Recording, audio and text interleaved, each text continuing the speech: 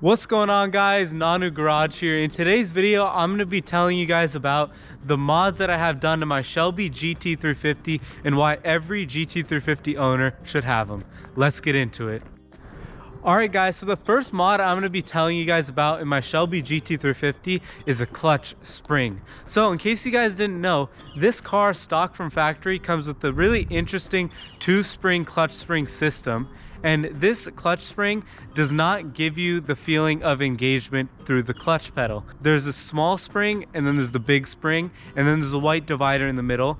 And for some reason with this spring, you cannot at all feel it whatsoever where the clutch engages, which is why I went over to Steeda's website and I bought their single clutch to replace it and pop into the assembly and put back into the Gt350. So now the clutch feels more linear when pushing it in and out, and it does not feel inconsistent, and I am able to feel the engagement point of my Gt350 very easily. Now, the next thing is underneath the hood of the Shelby Gt350. So let's come over here, pull that hood latch right over there and close our door.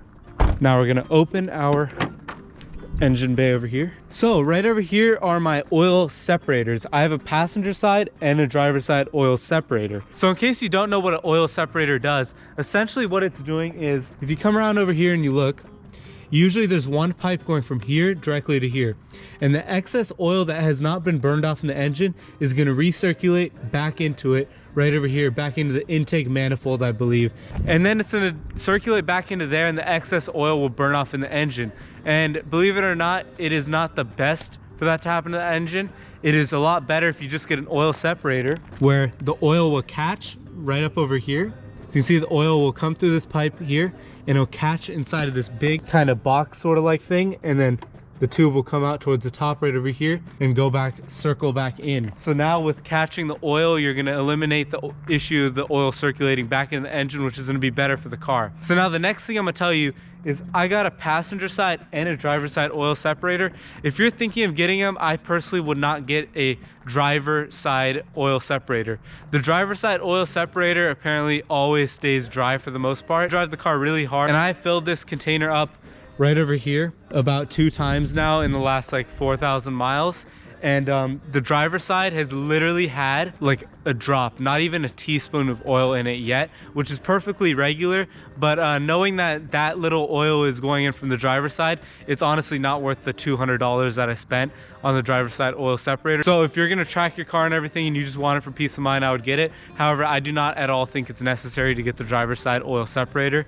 I think the passenger side definitely yes, because of how much oil I've seen sitting inside of it. But the driver's side, I personally wouldn't get it. All right, so oil separators was mod number 2. So now I'm gonna go to number 3, which is actually your oil you put inside of the car. So this car runs a 5W50 oil, and I switched over from the Ford oil when I first got the car, since I bought it used. Just for peace of mind, I wanted to get fresh oil put into it, and I decided to go through AMSOIL. One thing I noticed driving this car around is with the stock oil, you can hear the engine a lot more. With all the windows closed in the cabin, rev match downshifting, you really hear the engine, and the engine is very loud when you downshift. So some people like it, I guess, and some people don't like it. I personally felt like it was taking away a little bit from the exhaust note and how much I can hear the exhaust in the car.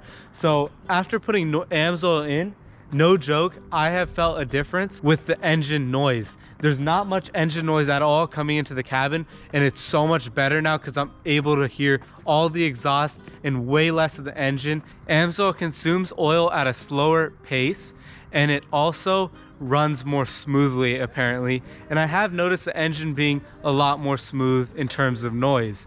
So I would imagine that all the components are running more smooth in the engine from AMSOIL too. So that's definitely up to personal preference. You can hit up a dealer. I'll throw up the name right over here, the dealer that you can hit up on Instagram to get a discount. I believe you can get 25% off on AMSOIL through him. So definitely hit them up if you want to run AMSOIL on your Shelby Gt350. So the next thing is personal preference, and it has to do with the styling of the car. I love the Shelby text right down here, and from factory, it's all just plastic black. And what I did is I put these white stickers overlaying on top, which I bought off of Amazon. So now when anyone looks at the car from this far back, you can tell it says Shelby. Before, people would ask what car it is and you couldn't really see the Shelby text unless you're very close to the car. However, I can see the Shelby text from all the way back here. You guys may not be able to on my GoPro. However, here I can clearly see that it says Shelby on the text over there.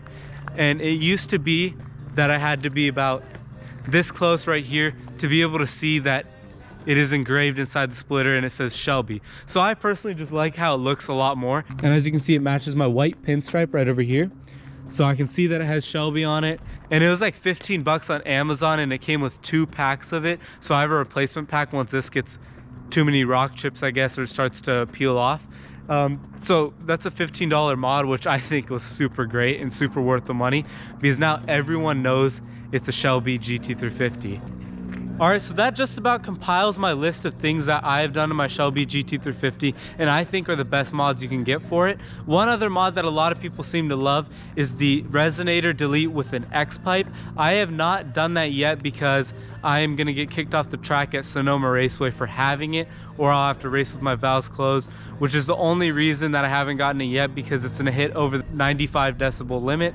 However, I do think once I do another track session on Sonoma and I won't be back for a while, I'm definitely, without a doubt, gonna get a Corsa X Pipe with the Resonator Delete, because I've heard my friends' cars like that and it is so much more raspy, and the burbles, you can hear them a lot more. Some people would think it's gonna be obnoxious, but honestly, this car, don't get me wrong, it was super loud from factory, but after being 3 months into the ownership, you just want more. And that's the only way I can explain it, I guess. So let me know what you guys think down below in the comment section. If you guys think that there's any other mods that you like with your GT350 that you have on there, let me know down below in the comment section, because I'll probably throw it on here if you like it so much. Make sure you guys stay tuned. Speaking of mods, I got plenty of mods coming for the Ford Raptor very soon. In case you don't know and you're new to the channel, I got a Shelby GT350, Cadillac CTS-V, Ford Raptor, and 1968 Camaro, all up in Nanu's garage. So make sure you guys subscribe to the channel.